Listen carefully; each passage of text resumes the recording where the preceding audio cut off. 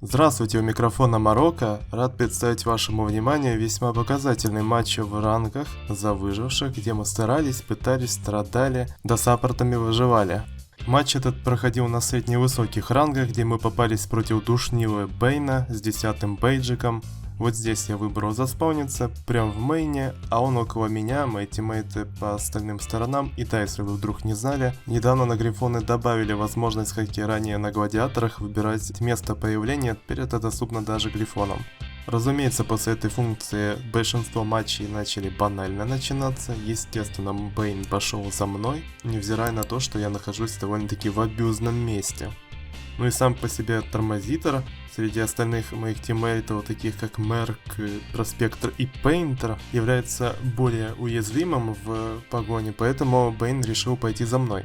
Само собой, предвидя это, я не стал трогать даже машинку, мигом помчался наверх, приостанавливаясь, чтобы понять, точно за мной ли пойдет Хантер, либо он на кого-то другого переключится. Далее я увидел, как Бейн начал расставлять капканы, что далеко не все оленята делают в матчах против меня. Причем все 3 капкана он правильно расставил.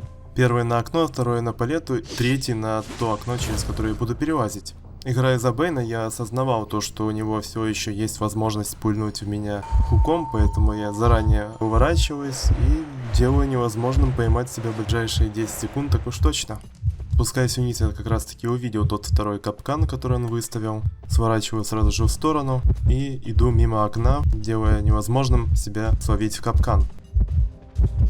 А здесь Бейн решил применить какую-то прям чудную тактику. Он решил один раз меня тянуть, видимо с расчетом на то, что я в капкан полезу по глупости.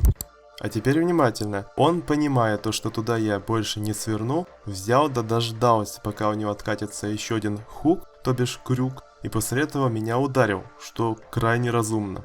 К сожалению, вывел я на машинку Мерка, немного замедлил декодинг для всей команды, но я не специально. В любом случае, мне некуда было деваться. Бейн, понимая то, что он никак не может меня словить, просто взял да позамедлял меня, с расчетом на то, что сможет потом блинком меня ушатать. Но с блинком ему не повезло.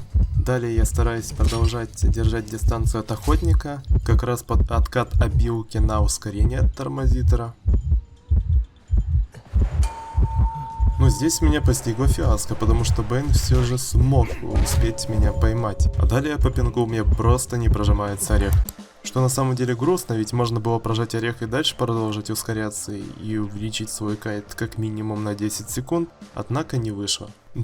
Бейн тут наверняка такой: хух, наконец-то его посажу, этого гада, на кресло. А тут из ниоткуда появляется Проспектор. И внимание! Проспектор появляется только тогда, когда он завел свою машинку. Это крайне важно. Не идите делать саппорт, если вы не рядом, либо если вы не завели свою машинку и не бежите в сторону другой машинки, попутно стараясь сделать саппорт. Как и подобает хорошему проспектору, сдалека он замахивается магнитом, чтобы тупо было выгодно перемагнитить Хантера, когда он будет уже на подходе. Когда вы бросаете вплотную магниты, они туго срабатывают. И здесь Бейн совершает ошибку. Он меня снимает с шаров, когда мог позволить застанить, поскольку он потом дает возможность мне взять да вырваться из шаров. Лучше бы он застанился, ударил бы, и ничего бы плохого не произошло, потому что Проспектора относительно недавно понерфили. Теперь, когда он совершает саппорт именно с шаров, пытаясь снять серва, у него кулдаун между магнитами 5 секунд, то бишь откат магнита 5 секунд. За эти 5 секунд Хантер все, что хочет, может сделать с тем, кто вырывается с шаров. Когда раньше Проспектор в этом смысле был на уровне китаянки, он мог тупо спамить своей обилкой и увеличивать стан охотника. Теперь так делать, увы, нельзя. Великолепный орех прожимает Проспектор, а далее почему-то Мерк решил встрять в разговор с Бейном, получил бесполезные хиты да отошел, но типичный Мерк. В общем, Бейн меня снова поднял, я тут пишу команду get away from me, что означает, что не нужно меня сейчас с магнитами спасать. Умничка Проспектор это понимает и не делает этого. Впоследствии я успешно вырываюсь, и после моих вырывашек он берет да его станет. Прям классный тимворк у вас сейчас на глазах произошел. Следом, разумеется, я прожимаю билку, тяну еще немного времени.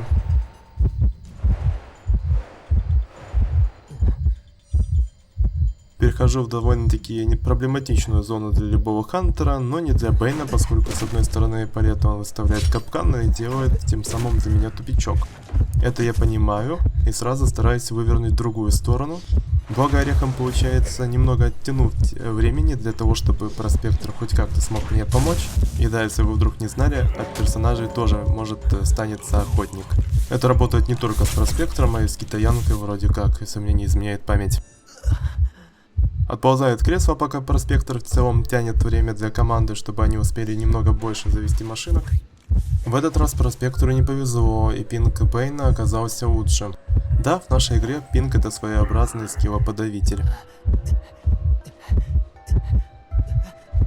И вот наконец-то он меня успешно посадил, наверняка там у Бэйна 3 капельки пота с лба сошло после этого. Пейнтер начинает идти меня пытаться спасти. Переключаюсь я на этот вид камеры, чтобы вам лучше было понятно, что там Бэйн старается сделать. А Бэйн там старается сделать грязь, он притягивает выжившего в капкан. Но благо, каким-то чудом, Пейнтер не попался в капкан, а так он бы запросто дождался отката своего хука следующего, минуснул бы ему еще минус 25 хп, обычным ударом добил бы. И не произошло бы тогда никакого спасения. Проспектор и в этот раз сообразил, что что-то здесь неладное творится, решил помочь, подойти и тем самым дал гарантию на спасение. Очень жестоко по отношению к гейкиперу мы, конечно, поступаем. Здесь я думал, что у него еще один хук откатился, поэтому не захотел в окно прыгать я. А Бэйн понимает, что уже прайма есть и старается ударить меня через хуки. Ну, здесь, видимо, по версии игры я не успел на другую сторону перелезть, и надо было меня засосать в капкан. И с другой стороны, на всякий случай, Бэйн еще один капкан поставил, однако приходит у нас Пейнтер, второй мой любимый саппорт на этот матч. Берет доставить свою картину. И тут карма, сука, появилась и засосала в ответ Бэйна на картину. Понимая это, я пишу фокус на декодинг и бум! Величайший кайт завершен. В это время игрок на гейкипере понимает, что никак за мной не угонится, переключается через телепорт на ворота, и чудом ему удается нокнуть проспектора. А далее в зыркий глаз оленя попадается Мерк. Разумеется, пышный зад Мерка соблазнил разрывателя анусов, и он отправился за ним. Делает Мерк ошибку, разрывается его попка, и он падает на землю.